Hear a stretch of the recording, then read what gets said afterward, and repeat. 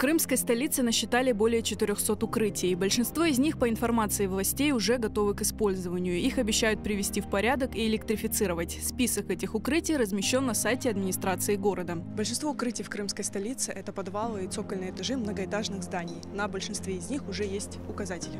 Власти крымской столицы утверждают, на обустройство гражданских укрытий потратили несколько миллионов рублей и уверяют, они доступны для всех.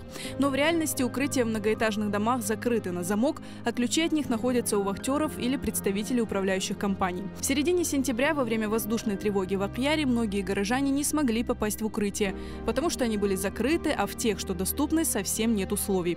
По словам местных властей, чтобы привести все укрытия в порядок, нужны миллиарды.